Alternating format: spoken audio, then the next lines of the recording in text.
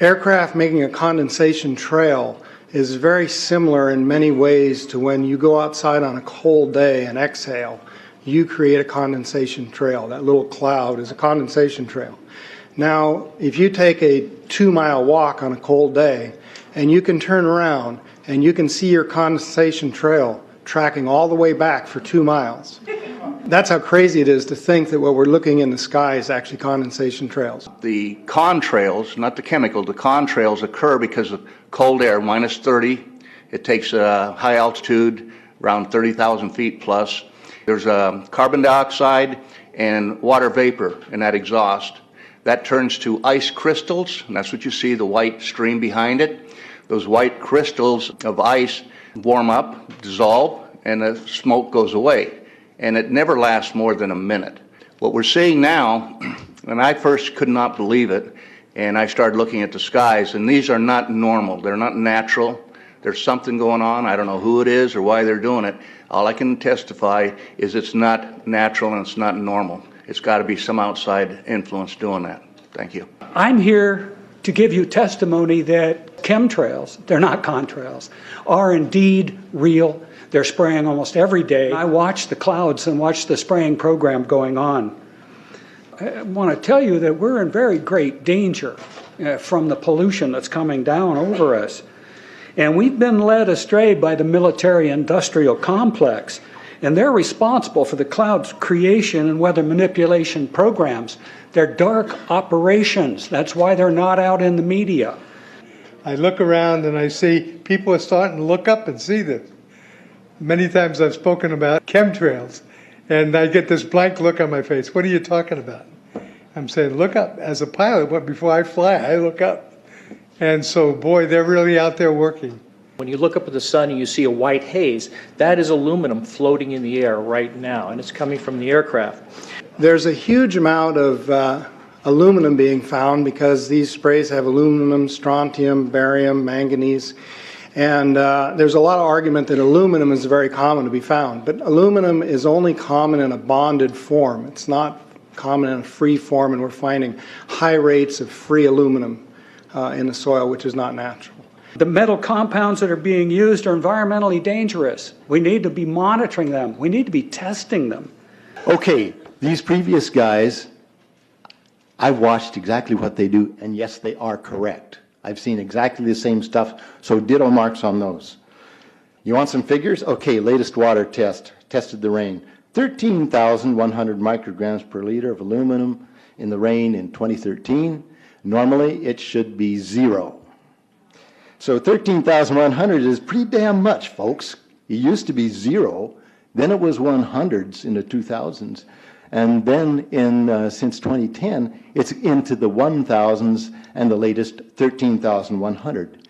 In the snow on Mount Shasta, pristine Mount Shasta, 61,000 micrograms per liter, 4 times the amount that is found in the soil up there. Where in the hell is this stuff coming from if it's not coming from the soil? We have clouds in the sky we've never seen before. Almost every day I'm seeing clouds I've never seen before. And NASA has been even named a few of these new clouds. It's really interesting, but NASA is a corporation. I want you to know that. NASA has also conducted a research program in what they call metallized fuels. We're actually putting aluminum oxide right in the fuel because it has 2 atoms of aluminum and 3 atoms of oxygen. So during the combustion process, it releases all that oxygen and dramatically increases efficiency, but it leaves the aluminum in the air. We got things coming from sky down, and it's a huge, huge problem. Because as it comes down, what happens is a couple of things. Is that it actually is in our air, we breathe it. And as we breathe it, it's actually going to go up through our nostrils, into our brain, easiest access to our brain frontal lobe. The contaminants that have been identified, which already been mentioned, are aluminum. Aluminum is the #1 free radical generator to the brain to cause early apoptosis, which is early death of brain, and it begins to set off the scar tissue, which we call the amygdalin, which is part of the chemical matrix related to Alzheimer's. I'm a neurologist practicing in Reading for 17 years, and in the past 5 years, I have seen the number of patients with Alzheimer's disease, Parkinson's, and other neurodegenerative diseases tremendously increased, almost quadruple. I became interested in chemtrails about 8 years ago when I was in Hawaii, and the Hawaiians are really being very vocal about it. I concur about the increasing number of Alzheimer's. They have been able to take the aluminum and micronize it, which means it'll stay up longer. But it also means, and I don't know if any of you have noticed a metallic taste in your mouth when they're spraying, but you inhale that, it goes up through your cribriform plate and through your sinuses and into the brain. As you heard, to spray nanoparticles, very small particles. These nanoparticles, they basically trigger a programmed cell death in the brain, and that is the ultimate path we see in Alzheimer's. That's problem number one, because when we look at the Alzheimer issue, we say those are the old. The real problem is, and the real scare I have, is as I am a father of 2, I'm a grandfather of 3. So the drama is our children. ADD started in the 70s. Autism was not on the radar. There was no documents, there was no information. It was 1 in 100,000 children. Today, what we have is 1 in 48 boys. I was part of the early group that was looking for aluminum in ADD and ADHD. And all of those children that started to develop those phenomena had high levels of aluminum. When we figured out protocols to detox them out, to free the body of those particular contaminants, what happened is that their brains came back. When we do this to the age, it doesn't come back as quick, but it will come back. But I'm seeing Alzheimer's in 56 years old. Back in the 70s, Alzheimer's when you were 80. If you remember 8 to 10 years ago, there was this big move to get rid of aluminum from underarm deodorant because it would cause Alzheimer's. Look what they're doing to us now.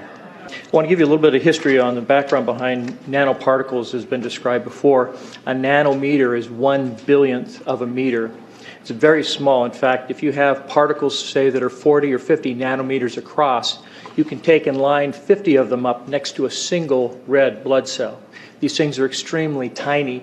They're pervasive.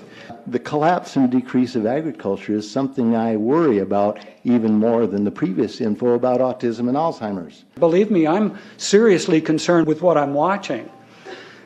As a wildlife biologist, I've been watching the ecosystem collapse.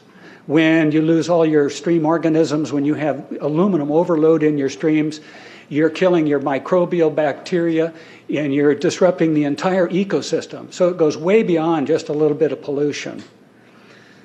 How did Monsanto know to create aluminum-resistant plants? I don't think I've heard anybody ask that question. Okay. Insects. I've done studies in Siskiyou County. They're at 20% of normal. The aquatic insects basically made a nosedive in 2006 to about 20% of normal. So far this year, I've sampled 200 trout stomachs. 98% of them are empty. So sorry about the trout fishing, fellows. The mayflies, stoneflies, dipterus, and caddisflies are damn near gone. The terrestrial sampling is down to about 20% of normal, except for pest species like ants. We're seeing a loss of the major bird species, and as the gentleman said, the ecosystem is unraveling, and Audubon's been telling you that for years. The materials that are going into the environment right now, aluminum oxide nanoparticles and barium nanoparticles, these just happen to be the same materials that they use in nanothermate explosives. And so when this stuff settles down out of the air into the environment, it is small enough to be absorbed through the root structure of the trees in the forest. And so when there's a forest fire, and there will be a forest fire, those fires burn dramatically hotter. The point is that the cost of firefighting, the cost in the healthcare system have nearly doubled in the last 10 years. The amount of acreage is lost because of fires. The impact on human health is dramatic. I personally tested water and aluminum, and I found aluminum had 47 times the normal expected amounts. Strontium had 10 to 20 times the amounts. Barium was 20 times. This is what the stuff looks like here. Collected, most people just think it's a cobweb, but I tested it. It has outrageous amounts of barium, strontium, and aluminum, but they destroy the sample, so I'm not letting this get away from me.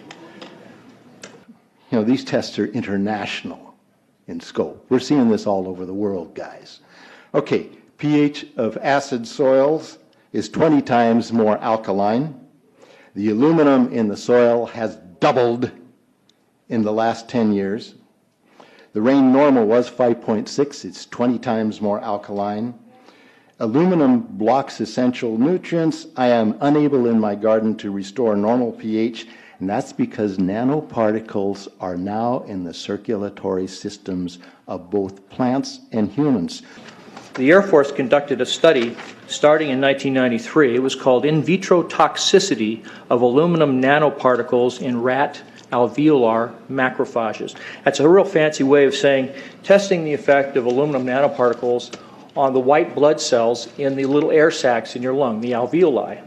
And what they found in this 8-year study was that these particles, when you're exposed to them long enough, it suppresses the ability of your white blood cells to defend you from airborne infections coming into your lungs. So it suppresses your immune system. But they also found that these same particles, once they get into your system, they can actually go through the barrier in each one of the cells. They get inside the cells, and these particles can actually suppress the ability of mitochondria, which are in the cells that help to gobble up toxins and things that would be harmful to the nucleus and the reproduction process of the cells in your body. These processes are suppressed, and so essentially by breathing this material in, your immune system is dramatically suppressed. I wrote to the federal government because Air Force wrote a book, and on the first page of the book they said, we're going to control the weather by the year 2025. I asked them, what are they doing spraying these chemicals on the public? I said, there's violation of United States Code 50 USC 1520, which prohibits the American government from experimenting on the U.S. citizens with chemical agents. I said that law also requires who's ever experimenting, when the federal government does it, that they have to report to Congress within 30 days. They wrote back, they said they don't know what I'm talking about. We have enough evidence that there's a spraying going all over the place. We were warned about the takeover of our freedoms by the military-industrial complex by both Eisenhower and Kennedy. They're gaining traction on us, folks. We are in trouble more than just a spraying program. All I can say is it's about time we get up in arms about this, because it is affecting our health. It's high time that we as citizens of this great country take action. Board of Supervisors in Suffolk County, New York, they outlawed geochemical engineering. Hawaii passed an ordinance prohibiting geochemical engineering. I urge you to bar geoengineering in Shasta County and pass an ordinance. At least ask some damn questions. What the hell is all this aluminum doing here? Why are the trees dying, fishes dying? Why is there Alzheimer and aluminum spiking? And why are these fibers on the ground here in Shasta County? Thank you. Thank you, Mr. Marmon. Today, the Shasta County Board of Supervisors has been the beneficiary of some sincere, passionate, and knowledgeable comments. And I thank you for those. I am in agreement with my colleagues about sending letters and a call for action, but I would hope that we could go a step further. I would like for us to send a copy of this video where all of you spoke today, all 2.5 or 3 hours of this testimony, to be sent to our senators and our U.S. representatives, and also our representatives in the state of California. We'll do that. Let them listen to the passion that came out of this meeting today. Thank you. You have the motion in front of you. I think it's understood. All in favor, say aye. Aye. Any opposition? Motion passes unanimously.